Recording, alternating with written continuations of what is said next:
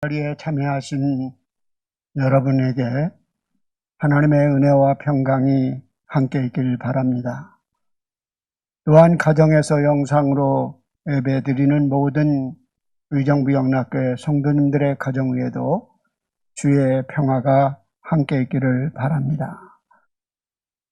오늘은 8.15 광복절 76주년 기념주일입니다. 1884년에 복음이 우리나라에 전파된 이후에 한국교회는 꾸준히 성장하여 현재는 세계에서 가장 선교적인 교회로 성장하게 되었습니다. 1884년 복음이 우리나라에 전파된 이후 하나님의 한국교회의 전통은 나라 사랑과 밀접한 관계가 되어 있었습니다. 그래서 이 나라를 민주국가로 세워나가는데 중요한 역할을 감당했습니다. 1919년 민족 대표 33인 중 16분이 한국교회 지도자였으며 1945년 재헌 국회에서 시작은 이윤영 목사님의 기도로 시작되었음을 보면 알 수 있습니다. 한국 초기 복음이 들어올 당시 한국적 상황은 경제적으로 정치적으로 어둡고 어려운 상황이었습니다. 1885년 4월 5일 부활절에 미국인 선교사 언더우드와 아펜젤러가 배를 타고 인천 제물포항에 도착했을 때 조선은 척박한 땅이었습니다. 당시 26세였던 언더우드는 눈물을 흘리며 기도했던 내용을 본국으로 써 보냈습니다. 그 기도의 내용을 부분적으로 보면 주님, 지금 아무것도 보이지 않습니다.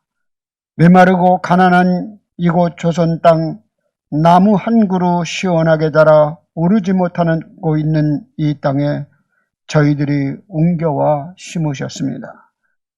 그 넓고 넓은 태평양을 어떻게 건너왔는지 그 사실 자체가 기적입니다. 지금은 아무것도 보이지 않습니다. 보이는 것은 어둠과 가난과 인습에 묶여 사는 조선 사람뿐입니다. 그들은 왜 묶였는지, 왜 고통을 당하는지, 고통을 고통으로 알지 못하고 고통을 벗겨주겠다고 하면 의심부터 하고 화를 냅니다.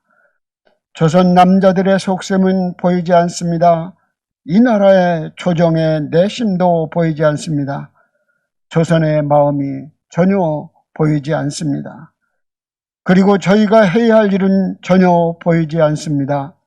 그러나 주님 순종하겠습니다. 겸손하게 순종할 때 주께서 일을 시작하시고 그 하시는 일을 우리의 눈으로 볼 수 있는 날이 있을 줄 믿나이다. 지금은 예배드릴 예배당도 없고 학교도 없고 그저 이곳 모든 사람들로부터 경계, 의심과 멸시와 천대함이 가득한 곳이지만 이곳에 멀지 않아 은총의 땅이 되리라는 것을 믿습니다. 주여, 오직 제 믿음을 붙잡아 주옵소서. 그렇게 기도했습니다. 하나님은 언더우드 선교사의 기도를 들으셨고 이 땅에 떨어져 썩어진 하늘의 씨앗이되어 현재 한국교회의 성장과 부흥을 이루게 되었습니다. 그러나 하나님은 조선을 바로 대한민국으로 성장시키지 않았습니다. 조선에서 대한민국으로 연결하는 과정 속에서 우리는 일본의 침략으로 인하여 36년 동안 고통을 받게 된 것입니다.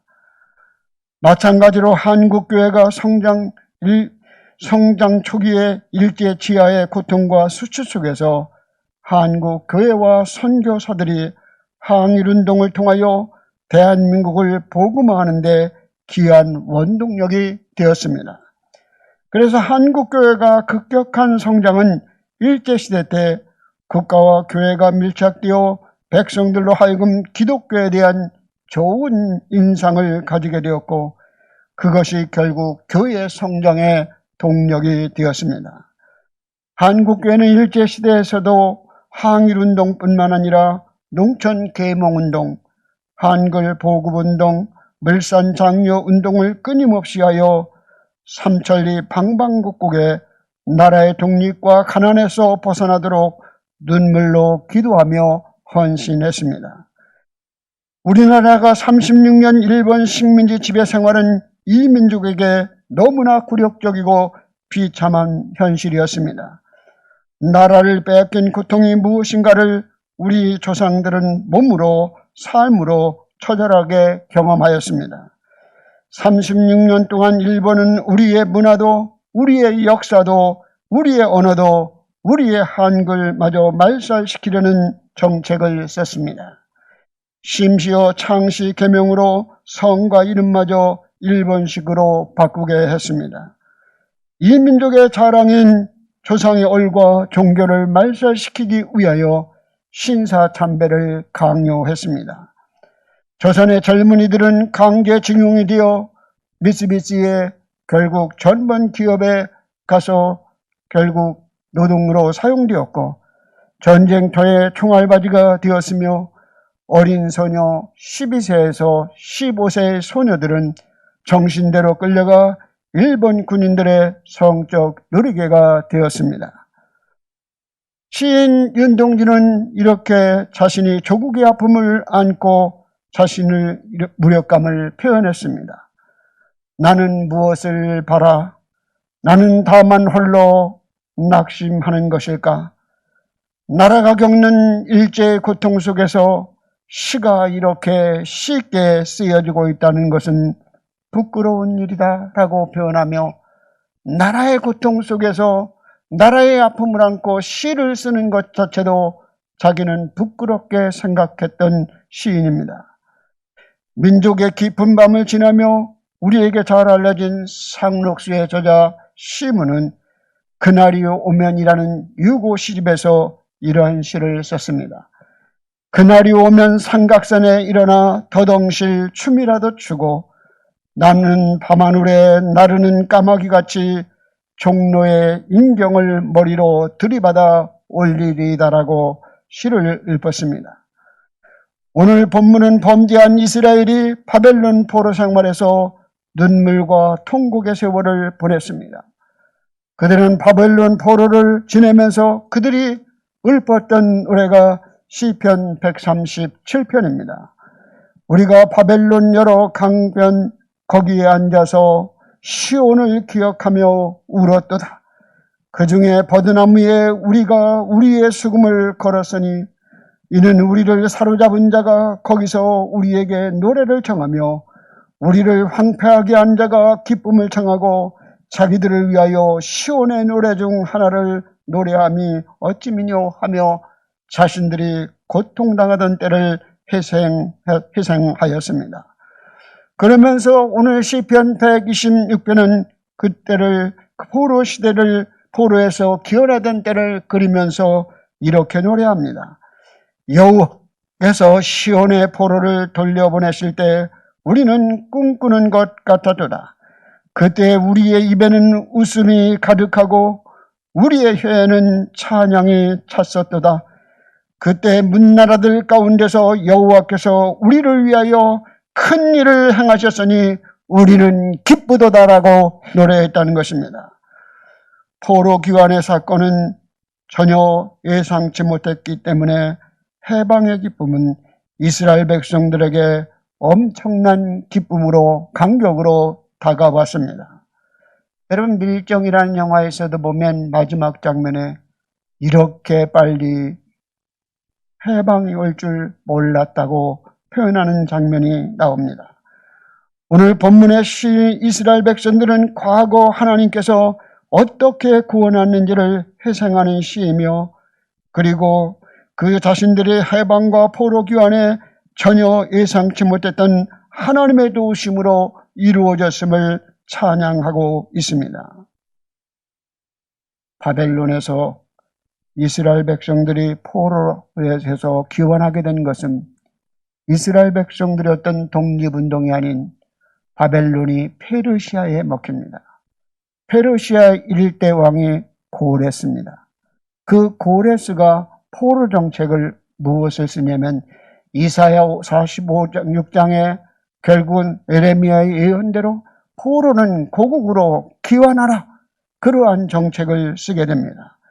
그러므로 그들은 결국은 갑작스럽게 70년 만에 포로에서 귀환하는 놀라운 하나님의 구원의 은혜를 경험하게 된 것입니다.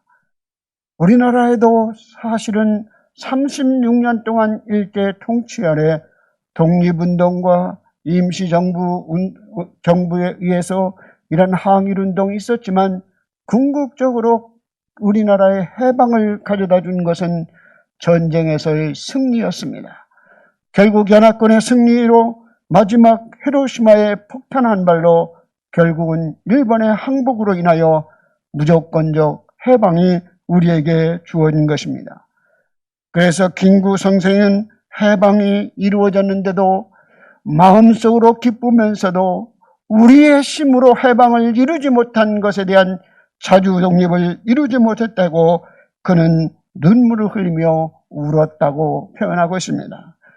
1946년 4월 일본의 상하이 쪽에서 결국은 게릴라전을 전투를 통해서 떨어뜨려서 게릴라전을 할 준비를 다 하고 있었기에 바로 전에 결국 자지독립이 아닌 연합군의 승리로 독립을 이룬 것을 안타까워했다는 것입니다.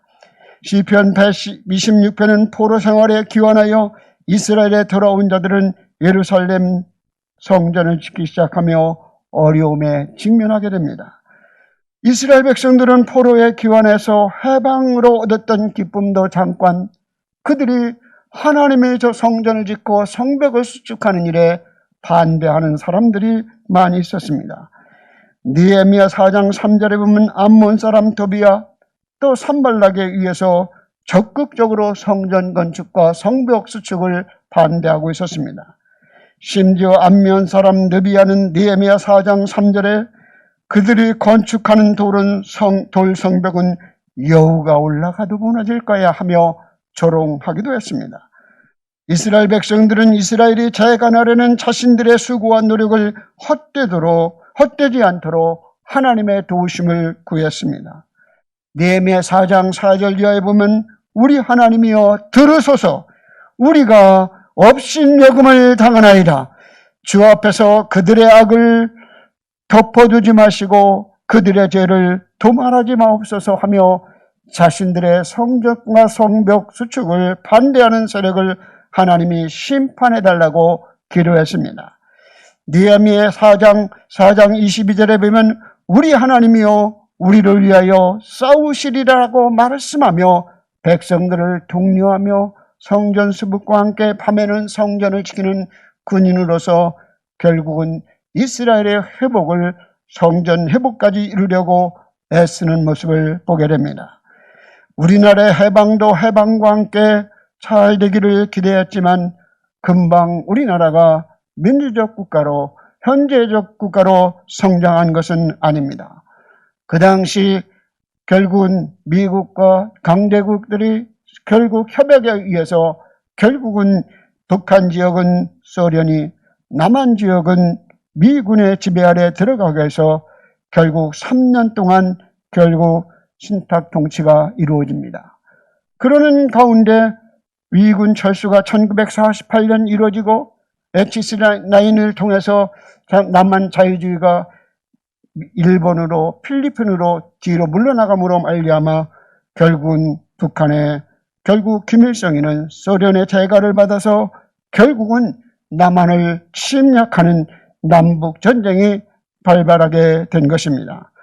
그래서 해방의 기쁨을 맞은 지 5년도 안 돼서 결국은 두 나라가 전쟁하는 결국은 동족상전의 비극이 이 민족에게 위기로 다가온 것입니다. 해방을 맞이했지만 진정한 통일을 이루지 못하는 같은 민족끼리 같은 언어를 사용하는 사람들끼리 총뿌리가 아닌 미사일을 서로 대치하는 안타까운 현실에 우리는 직면해 있습니다. 8.15 광복절의 한국교회는 하나님의 세상, 하나님의 세계 통치의 주권적 섭리에 다시 한번 감사하며 우리가 해야 할 일이 무엇인가를 알아야 합니다. 이스라엘의 포로 귀환도 하나님의 주권적 은혜로 이루어졌습니다. 이는 바벨론 포로에서 잡혀가기 전 선지자 에레미야를 통하여 하신 말씀이 성취된 것입니다. 에레미야 25장, 에레미야 29장에 본 여호와의 말씀이 70년이 끝나면 너희들이 돌아오리라는 약속이 이루어진 것입니다. 하나님은 하나님의 백성 이스라엘 백성을 징계하고 괴롭힌 열방들을 그들의 행위와 그들의 손에 행한 대로 보복하실 것이라고 말씀하시고, 그 하나님의 주권적인 통치는 이스라엘에만 미치는 것이 아니라 온 우주와 그 열방의 통치를 주관하시는 우주적 하나님은 결국은 바벨론이 멸망하게 하고, 결국은 페르시아를 통해서 포로의 기환을 하게 하고, 페르시아는 결국은 헬라에게 멸망을 하고, 헬라는 로마에게 멸망하고, 결국은 민족의 역사를 이끌어가는, 그 유럽 중동 지역의 역사를 이끌어가는 분이 하나님이셨음을 우리는 알게 된 것입니다. 그것은 다니엘서 7장 8절에 하나님께서 다니엘에게 주신 계시대로 성취되는 동방의 열구 역사가 그대로 펼쳐진 것입니다. 이것은 세계 열광을 세우시고 폐하시는 분은 주권자 하나님이심을 우리에게 나타내는 것입니다. 그리고 진정한 바벨론 포로에서 귀환하시는 분은 하나님이라는 것을 보여주기 위하여 4절에 보면 시인은 남방의 시내들같이 돌려보내달라고 기도하는 것은 평소에 메마른 시내, 정확한 용어로 와디입니다. 와디는 평상시엔 물이 없습니다.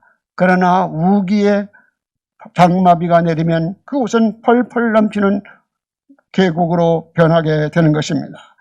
결국은 그 와디에서 메마른 천이 물이 컬컬 넘치는 시냇물이 되게 하는 것은 하나님이 비를 내리실 때만 가능한 것처럼, 결국은 포로에서 귀환할 수 있는 것은 하나님이 함께 하셔야만 가능하다는 것을 노래하고 있는 것입니다.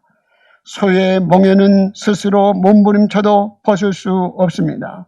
멍에를 매게 한 주인이 벗겨줘야만 그 멍에가 벗겨질 수 있는 것입니다.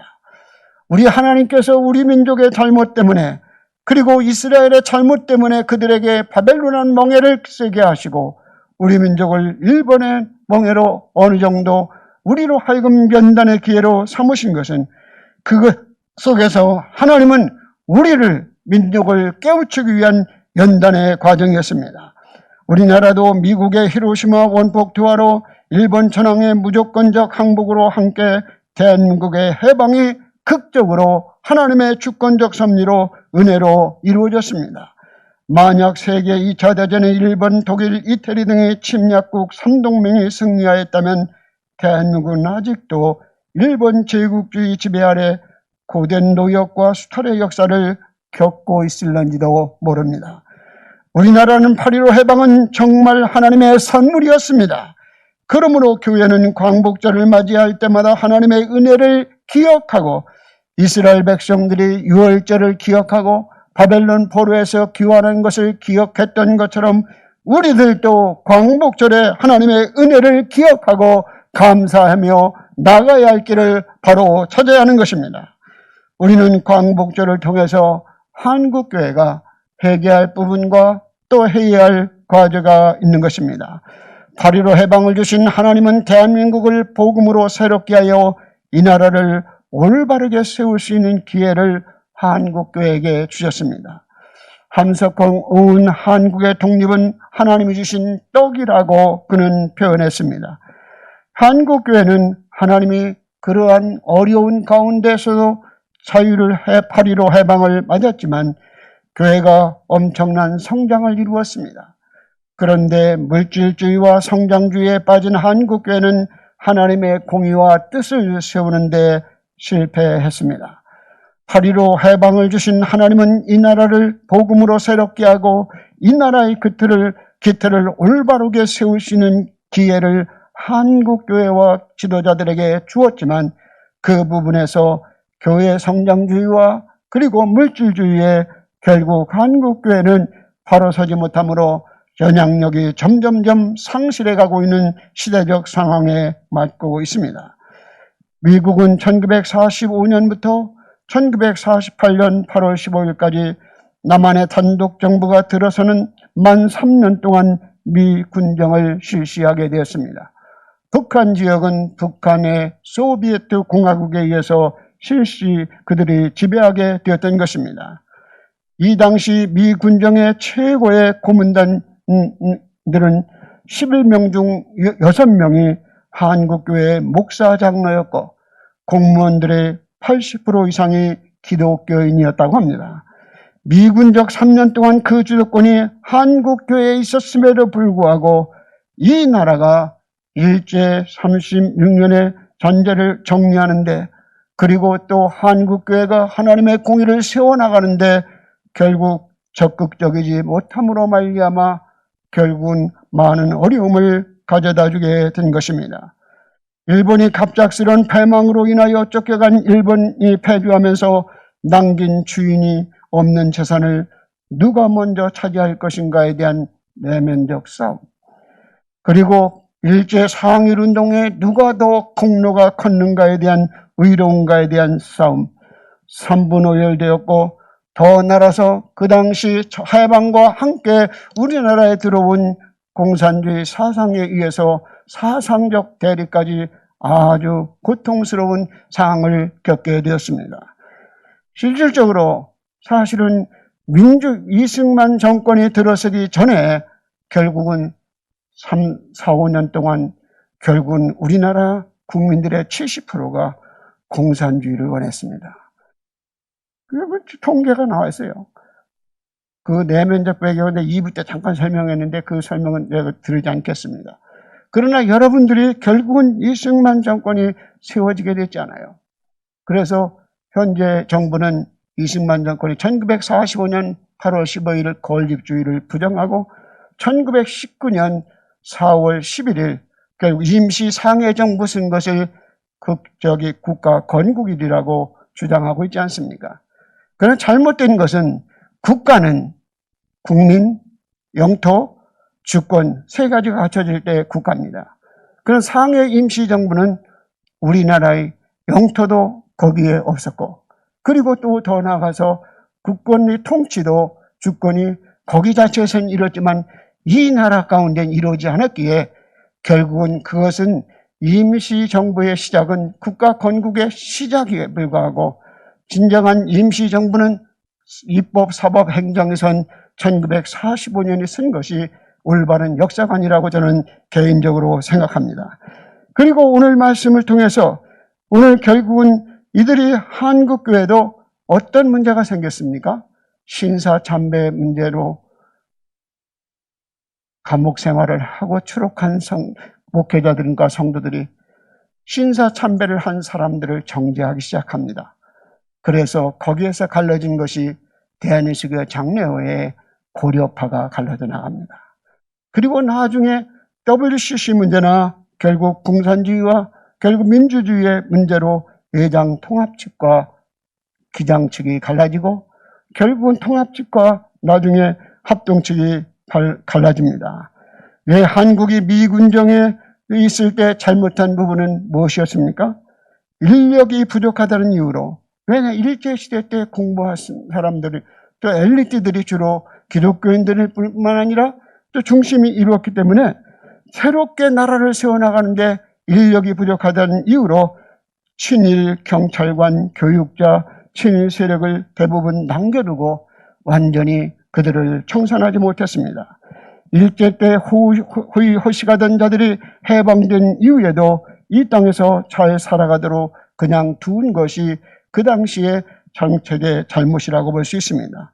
더 아픈 것은 일제 때 결국은 재물과 생명을 아껴가며 이영만리 나라에서 독립을 위하여 헌신했던 사람들이 해방된 조국에 들어왔을 때 그들의 공로를 온전히 인정해주고 그들의 삶을 뒷바라지하지 못했습니다.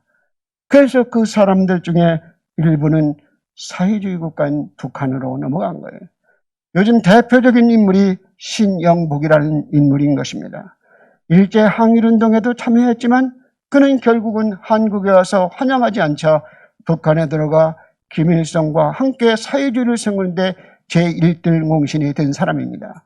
그래서 결국은 요즘 이념의 문제로 그 신영복에 대한 이야기로 갈등을 겪고 있지 않습니까? 여러분, 우리는 민주주의와 공산주의,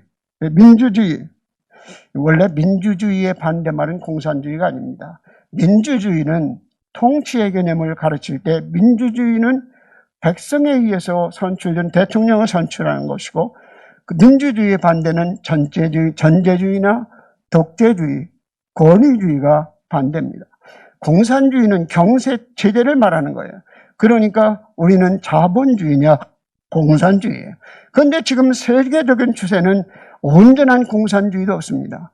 중국은 공산주의의 수정 공산주의를 선택했고, 우리 유럽 지역은 수정 자본주의를 선택했는데 수정 자본주의를 우리는 사회주의라고 표현하고 있는 것입니다. 오늘 우리의 삶 속에서 결국은 이러한 문제로 결국은 6.25, 8.15 해방을 맞이했음에도 불구하고 국가적으로 큰 갈등과 분열이 일어나 있었기 때문에 결국 6.25 전쟁이 일어난 것입니다.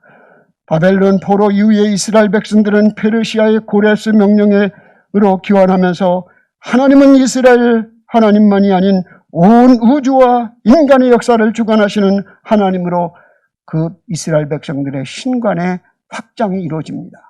그리고 또 이스라엘이 바벨론 포로기에는 신앙생활을 성전에서 제사를 드릴 수 없지 않습니까?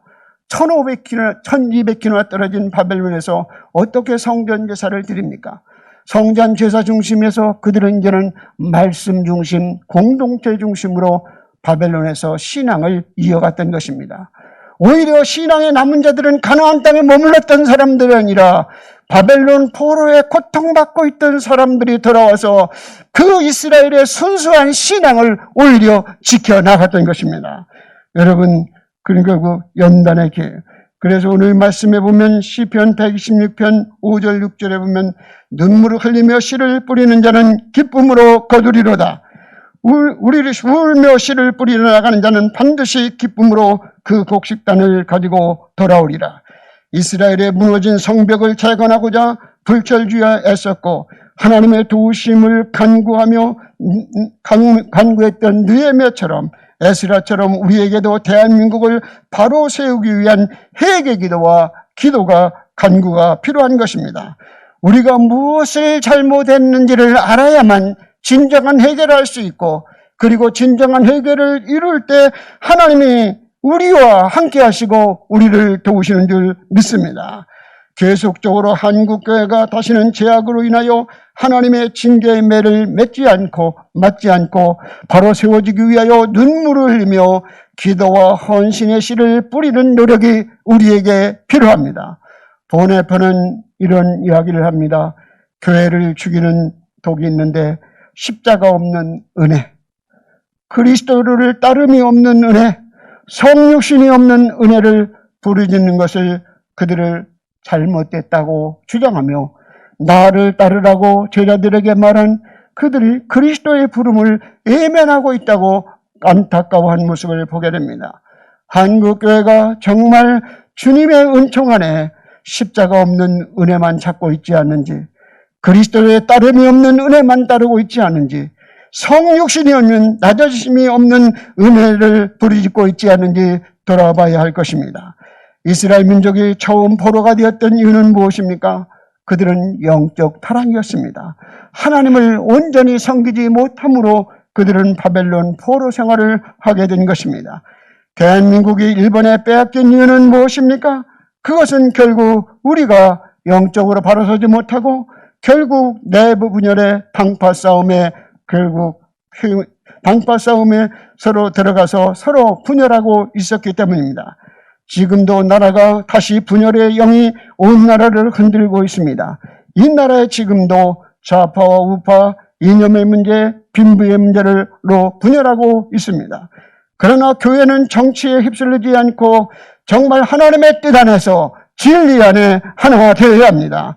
교회의 분열의 영에 붙들리는 것이 아니라 오직 하나님의 말씀, 진리의 영에 붙들려야 하는 것입니다. 너희가 진리를 알지니 진리가 너희를 자유케 하리라. 진정한 해방은 우리 정치적인 자유만 가져왔다고 진정한 해방이 이루어지는 것은 아닙니다. 우리는 일본으로부터 정치적 자유를 얻었습니다. 그러나 우리는 정신적으로 진정한 자유를 이루는지 돌아봐야 합니다. 그리고 영적으로 진정한 자유가 이루어져야만 진정한 자유를 누릴 수 있는 것입니다. 정신적 자유는 이념의 문제로부터 자유를 의미하는 것입니다. 세상의 어떤 사상이나 이념이 아닌 하나님의 뜻과 하나님의 공의와 하나님의 사랑으로 세워나가는 귀한 나라가 될 때 하나님이 도우심을 입는 나라가 될 수 있습니다. 영적인 자유는 우상의 문제는 어디에 있습니까? 현대인의 우상은 물질이라고 말하지 않습니까? 그러므로 우리로 하여금 영적인 자유를 누리기 위하여 물질적인 우상으로부터 벗어날 때 진정한 하나님의 축복하심이 교회 안에 머무를 줄 믿습니다. 진정한 자유는 하나님의 말씀, 하나님의 뜻인 진리 안에 있는 것입니다. 그러므로 우리는 이러한 영적, 정치적 자유를 허락하신 우리가 다시금 식민사관에 붙들릴 것이 아니라 온전히 민족을 사랑하는 마음으로, 나라를 사랑하는 마음으로 영적인 자유, 이념적 자유, 그리고 영적인 자유, 우상으로 물질로부터 벗어나 진정한 은혜의 품으로, 주님의 품으로 돌아갈 때 진정한 자유가 있는 줄 믿습니다. 이제는 남북 통일의 문제가 극복되어야만 진정한 자유와 해방을 누릴 수 있습니다. 동족 상간의 전쟁을 넘어서 평화를 이루어지는 통일을 이루기 위하여 기도해야 하며, 우리는 어떻게 기도해야 합니까? 우리는 기독교가 추구하는 것은 사회는 자유민주주의를 세우는 데 있습니다. 그런데 잘못하면 잘만 살면 된다 생각해서 결국은 북한에 의한 통일을 주장하는 사람들도 일부분 있습니다. 그러나 에스겔서 37장 19절에 보면 이스라엘의 지파들이 막대기를 가져다가 유다 막대기를 붙여서 한 막대기가 된즉 내 손에서 하나가 되리라고 말씀하고 있습니다. 유대인의 열왕기 역사와 역대기 역사를 보면 결국은 북지파는 하나님께 버림받은 사람이고 남유다의 지파는 하나님의 선택된 백성으로 언약을 이어가는 백성으로 세워집니다. 그러므로 우리가 남과 북이 나눠져 있을 때 우리는 이념적으로 볼 때, 또 더 나아가서 하나님의 뜻에 볼 때 오히려 북한이 남한에 와서 붙어야만 결국은 그것이 진정한 통일과 자유가 이루어지는 줄 믿습니다. 그런데 잘못 추구하면 안 되는 거예요. 우리는 오늘 말씀을 통해서 뭐라고 말씀해요? 종교적 자유가 없기 때문에 종교적 자유가 있는 남유다가 남한이 하나님의 도우심으로 하나 될 때 진정한 통일의 역사를 이루어갈 수 있는 것입니다. 아무리 경제적으로 좋은 잘 살아도 자유가 없는 나라는 개인의 행복이 이루어질 수 없습니다. 여자가 시집가서 잘 살아도 친정이 없으면 허전한 거예요. 여러분들이 대한민국을 온전히 나라에 대한 사랑하는 마음, 대다수 국민들이 역사의식뿐만 아니라 국가관을 바로 가져야만 우리는 대한민국 국민으로서 사명을 바로 감당할 수 있습니다. 오늘 우리 민족의 제2의 해방인 남과 북의 통일을 이루기 위하여 먼저 남한 백성들이 하나 되어 하나님의 뜻과 공의를 이루는데 하나 되어야 합니다. 그리고 이 나라가 하나님의 뜻이 세워지는 나라가 될 수 있도록 우리는 이 나라를 바르게 세워나가야 합니다. 요즘 한국교회와 갈등하고 있는 부분이 차별금지법 문제가 있습니다. 차별금지법의 중심의 문제는 동성애법입니다. 결국은 이 만추를 생각해 보십시오. 여러분, 우리가 하나님이 원하시는 나라는 지역과 이념에서 세워지는 나라가 아니라 하나님의 통치를 받아들이고 결국 공의와 공정, 자유와 평등한 나라를 세우는 것입니다. 여러분, 이 차별금지법은 그 사람의 동성애하는 사람들을 인권적으로 보존해야 된다. 맞습니다, 그것은. 그러나 그 중심에는 동성애법 문제가 포함되어 있어서 소수의 동성애들을 존중해 줄 수는 있지만 옳지 않는 성행위를 하는 것을 대다수 국민들이 보편적인 판단으로 잘못됐다고 말하는 것을 그들에게 지적하면 그것이 차별금지법을 위반한 거예요. 종교적으로 내가 기독교인인 당신은 예수 믿으시오라고 말하면 난 불쾌하다고 해서 고발하면 결국 우리는 차별금지법에 걸리는 거예요. 결국은 차별금지법은 평등법을 내세운 포장된 법입니다. 결국 동성애법. 그래서 어떻게 보면 우리는 이 차별금지법은 옳고 옳은 것은 옳다고 말하고 그런 것은 그르다고 말하는 것 자체를 못하게 근본적으로 만듦으로 그것이 개인적인 인권을 침해한다고 생각해서 평등을 내세워서 법적으로 제재를 할 수 있게 만드는 게 차별금지법이거든요. 그러니까 우리는 차별금지법에 결국 기독교적인 시각에서 볼 때는 차별금지법은 잘못된 것입니다. 단순히 그들은 인권을 존중하고 사랑해야 된다는 것은 맞지만 그것을 지적해 주는 것을 처벌한다는 것 자체가 잘못됐다는 것입니다. 오늘도 우리의 삶 속에 하나님의 뜻을 세우는 나라, 하나님의 공의가 하수같이 흐르는 나라가 되도록 성도는 각자가 있는 자리에서 하나님의 공의와 사랑을 또 공정을 이루기 위하여 나눔 있는 사회로 우리가 변화시켜야 될 것입니다. 그리할 때 이 나라가 바로 세워질 줄 믿습니다. 기도드리겠습니다. 하나님 아버지 은혜와 사랑을 감사드립니다. 우리나라를 어려운 환경 속에서 구원하시고 해방을 주신 하나님 아버지, 이 나라의 제2의 해방인 남과 북의 통일의 문제가 이루어질 수 있도록 아직도 정치적으로 여러 가지 경제적으로 포로 생활하고 있는 북한 동포들을 긍휼히 여기시고 불쌍히 여겨 주시옵소서. 그래서 우리로 하여금 남과 북의 통일을 이루는데 귀하게 쓰임받을 수 있도록 한국교회와 성도들을 하나님이 지혜롭게 하시고 올바른 판단과 분별력을 갖게 하여 주시옵소서. 예수님의 이름으로 기도드립니다. 아멘.